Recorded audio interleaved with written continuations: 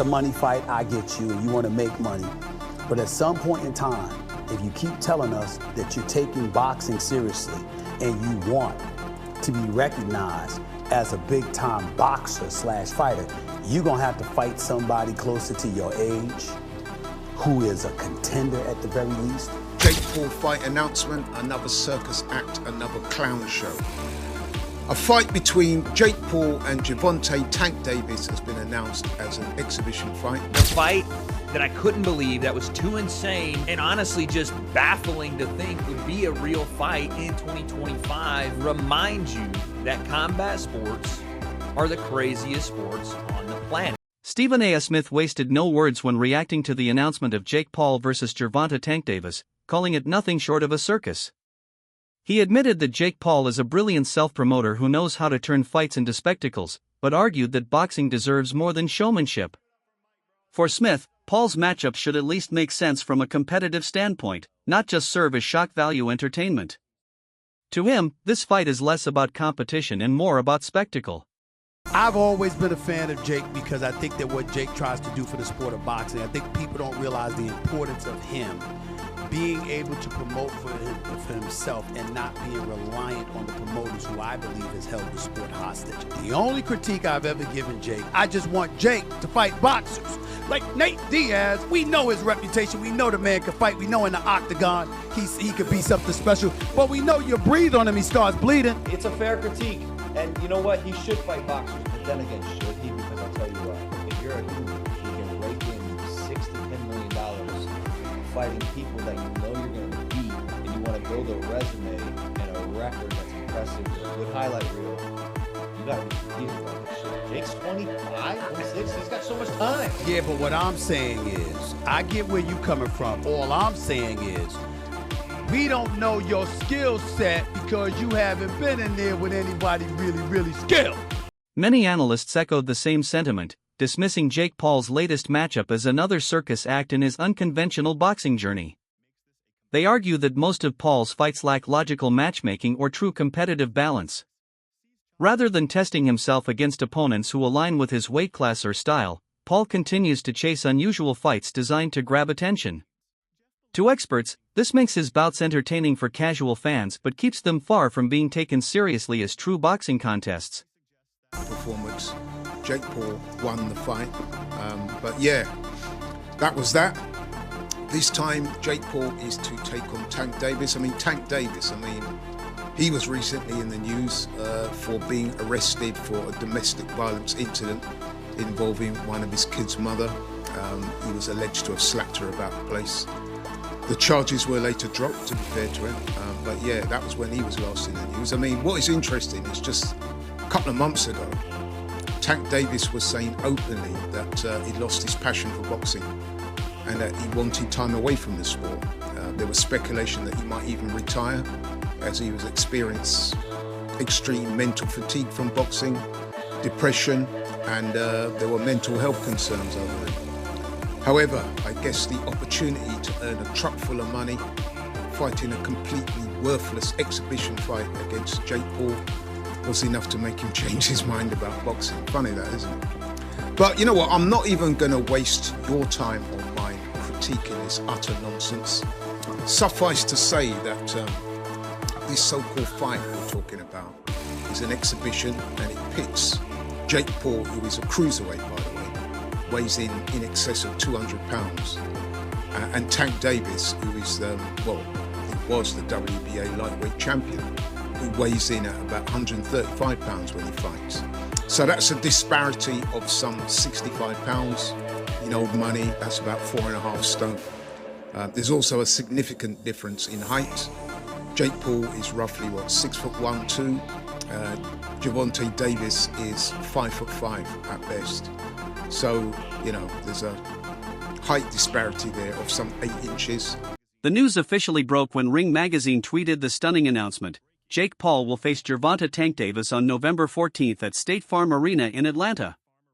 The bout, an exhibition to be streamed live on Netflix, was confirmed by insider Mike Coppinger. Originally, talks for Paul to face Anthony Joshua fell apart over broadcast rights, pushing him toward this unexpected showdown.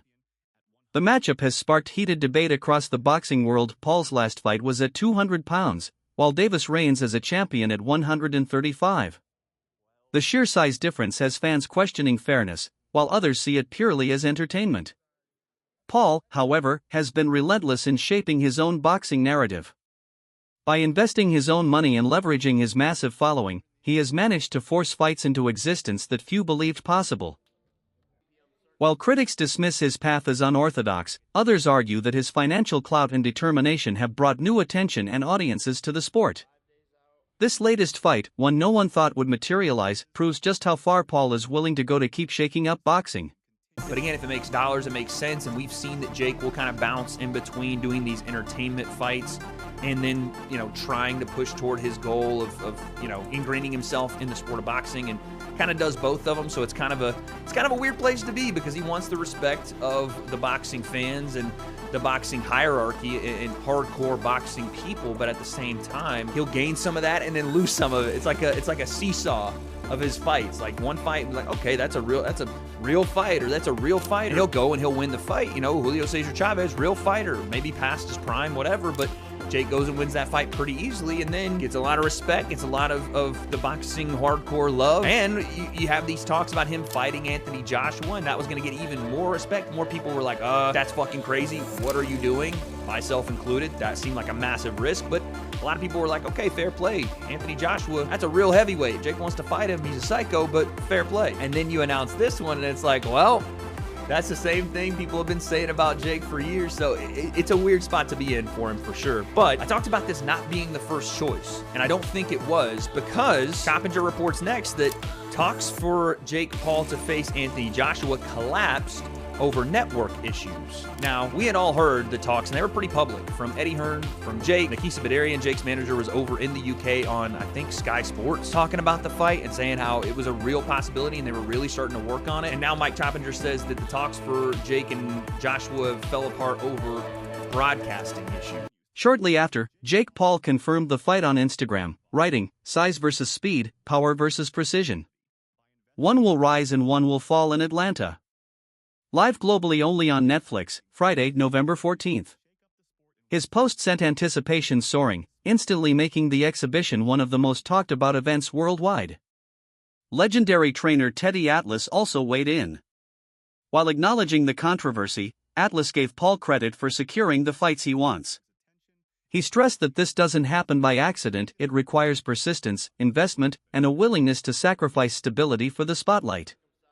In Atlas's eyes, Paul has carved out a space in boxing that no one thought possible for a YouTuber turned fighter. Atlas also noted Paul's steady improvement in the ring. Years of training with elite coaches, sparring against professionals, and learning to handle pressure have made him far more competent than many give him credit for.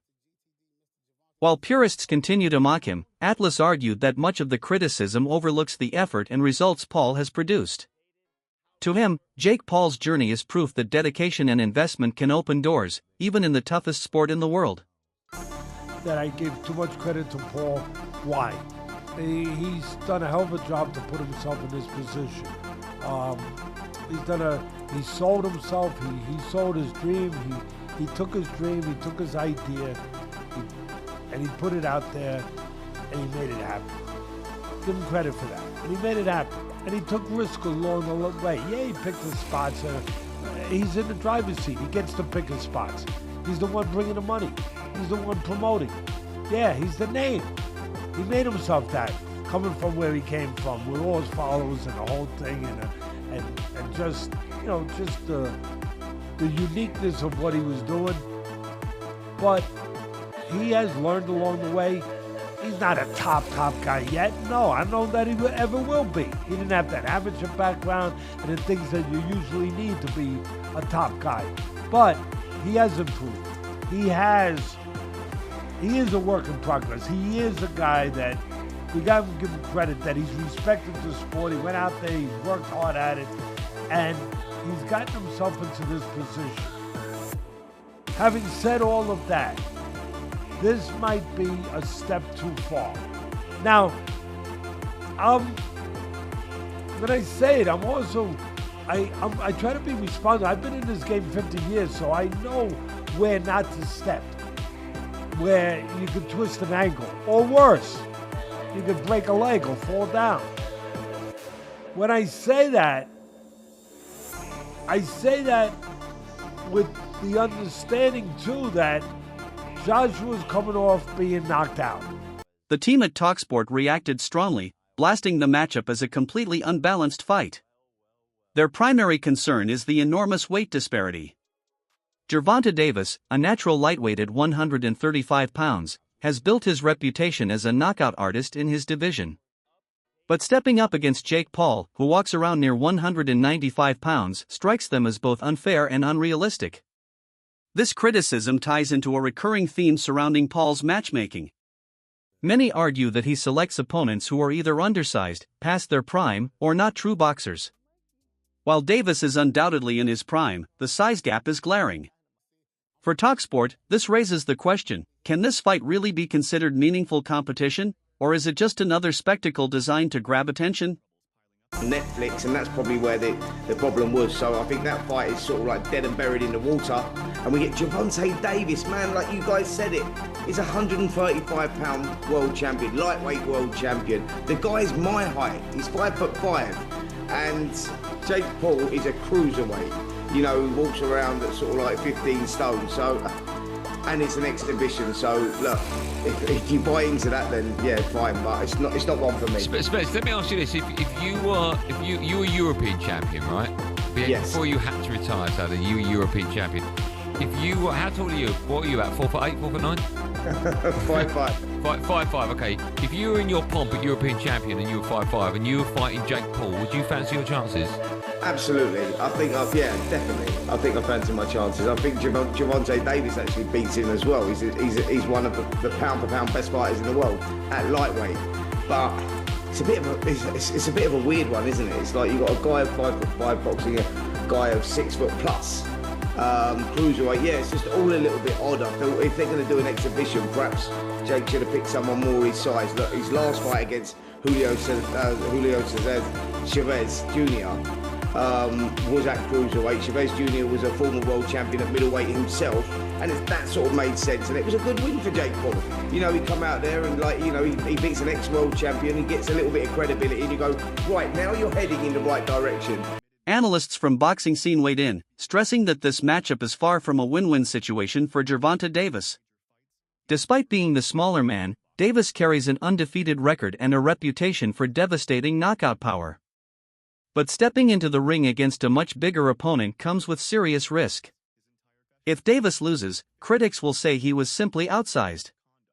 And even if he wins, detractors might argue that Jake Paul was never an elite boxer to begin with, diminishing the victory either way. I'd say it's win-win for Gervonta as much as it is for Jake. Jake, it's like, okay, you're fighting a former world lightweight champion. You're bigger, so you have some advantages, even if you're, at a severe skill disadvantage. You're not supposed to expect to do anything, but if you do, it's even, it's bananas for you. It's great. Gervonta, I don't know, what if Jake hits him? Jake's a big guy. I don't know if Gervonta stood next to Jake. Jake's a big guy. Yeah, he's a big dude, yeah. And Gervonta is small even by lightweight standards. Right.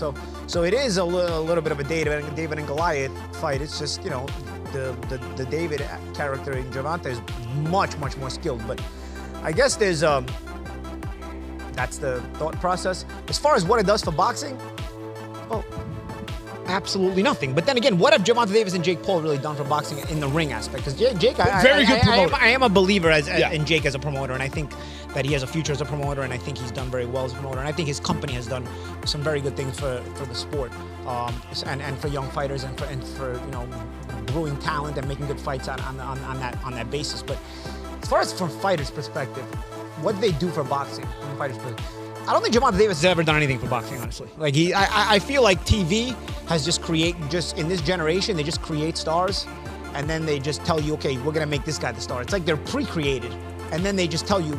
Critics also argue that Jake Paul's influence in boxing stems not from rankings or merit, but from financial muscle. Analysts point out that his ability to secure fights, first with Julio Cesar Chavez Jr. and now Gervonta Davis, proves the level of control his money and promotional power give him. Traditionalists see these matchups as entertainment spectacles rather than true contests, since normal rules of matchmaking, weight divisions, rankings, and sanctioning are often bypassed. To many purists, this undermines the sport's integrity, replacing competition with spectacle. Here we go again, people. Another Jake Paul fight, another embarrassing night for boxing. I've said this a few times now, and I'm really getting sick of it. 10 rounds of tediousness, whereby Jake Paul was just, I say throwing punches, a lot of them didn't have any zip on them against an opponent that was just compliant. He holds boxing in contempt. He's basically pimping the sport. That's what Jake Paul is doing. And I find it unacceptable, I really do. The whole Jake Paul brand is actually bad for boxing. Taking advantage of the sport, pimping the sport, fighting washed up MMA fighters, former fighters, and now we're hearing that he's about to enter the WBA rankings and could be in line for a world title shot. Absolute farce. He couldn't get away with it in any other sport, and that's what makes me so mad. Former world champion Carl Froch didn't mince words, calling the situation an absolute joke. He revealed that talks for a Jake Paul vs. Anthony Joshua fight were reportedly 99% finalized. Yet instead of testing himself against a heavyweight giant, Paul pivoted to Gervonta Davis, a fighter literally half his size. Froch found the decision baffling, seeing it as proof that Paul is more concerned with shock value than real competition. His comments echo the opinion of many boxing insiders. Paul carefully selects opponents for maximum publicity with minimum risk. Facing Joshua would have been monumental. Facing Davis, Froch argued, makes the whole thing a sideshow. So Jake Paul was supposed to be fighting AJ. Eddie Hearn announced 99% done, which we just spoke about. What next for AJ? Potentially Jake Paul. But it now looks like that Jake Paul is fighting one of Anthony Joshua's legs. He's fighting Gervonta Davis, somebody who's a quarter of his size. I don't even know what's going on. Has Eddie Hearn been played? Let me know what you think, but the AJ fight with Jake Paul's finished. Gervonta Davis, fake Paul, November. I don't know what's going on in the world of boxing. This is an absolute joke. What next for AJ? We'll get into this, and there's so many questions I want to get into. Paulie Malignaggi, the former two-division champion turned analyst, admitted he never saw this fight coming. The announcement, he said, blindsided the boxing world. While Paul has a track record of unlikely opponents, matching him against a lightweight like Davis still caught Malignaggi off guard. To him, it was an unpredictable move that highlighted just how far Jake Paul is willing to push the boundaries of matchmaking. This had been being talked about even prior to the Lamont Roach fight. I thought it was so utterly ridiculous, especially that you've essentially manufactured Gervonta into a star without really having him fight any major threats in his career, I know the groupies, they're gonna say somebody like saying, well, if Leo Santa Cruz is the biggest name on your resume, you got a problem. Like Santa Cruz was probably dying shot by the time before Gervonta Davis. Santa Cruz, who 90% of his own resume was against guys he never heard of. And again, it was a one-directional fighter who started at bantamweight and they fought at 130. That's your best win. Pedraza's a solid win, I thought, even though it was a weight-drained Pedraza, and Pedraza was so weight-drained that he'd actually already lost to Edna Cherry. He should have already not been champion by the time Gervonta fought him, but they robbed Edna Cherry in that IBF title defense of Jose Pedraza, so that Pedraza remained champion. I remember because I worked that show and commentated that fight. So it's a sneaky good win, but it's sort of below the radar, not that good of a win.